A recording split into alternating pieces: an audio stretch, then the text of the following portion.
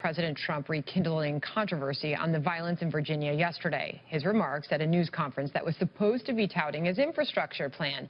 The president going off the grid despite the best efforts of the White House Chief of Staff, John Kelly, who could only look on in silence. As you see there, this says, we learned the president has named longtime aide Hope Hicks as interim White House communications director.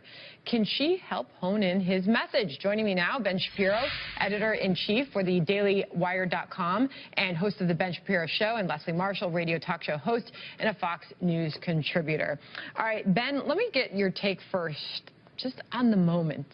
What are your thoughts as we see a White House trying to get its message together, particularly after that very eventful afternoon and news conference yesterday?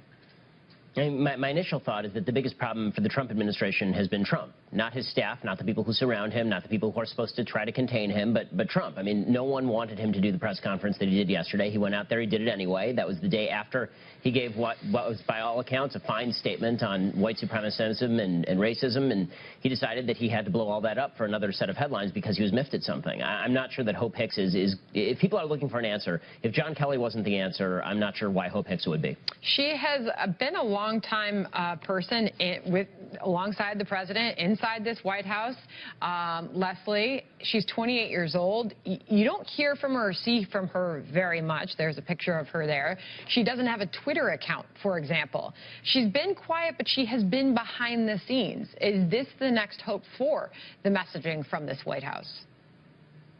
No, absolutely not. I think of his own family, like Ivanka and Jared and his sons. If they can't rein him in from going, off the rails like we saw yesterday, no one can. I would agree with Ben that the biggest problem in the communications effort of this administration is the commander-in-chief himself, President Trump. And the problem is that he doesn't stick to, I believe, what he has been advised by all of those around him. He doesn't stick to what is written for him in a speech, whether it's on a teleprompter or he has it in front of him on a podium.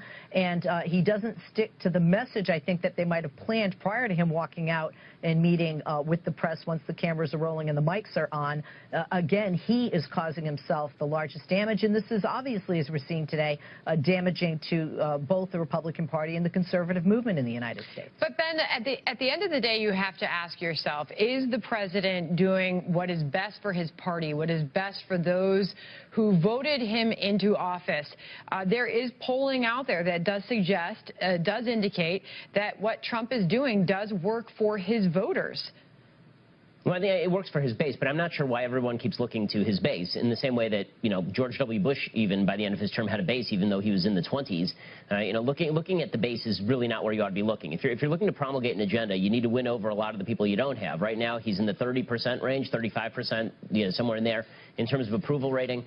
Again, just appealing to the same group of people who are always going to support you no matter what, may be politically comfortable for you. But Laura Ingraham, who's a big booster of the president, I mean, she said on this network last night that she doesn't think this forwards President Trump's agenda. It's very hard to see how, just from an agenda point of view, it forwards his agenda. And from the point of view of you want to broaden and deepen conservative support, I don't see how doing press conferences like the president did yesterday does any of that, just from a utilitarian perspective, putting aside the moral.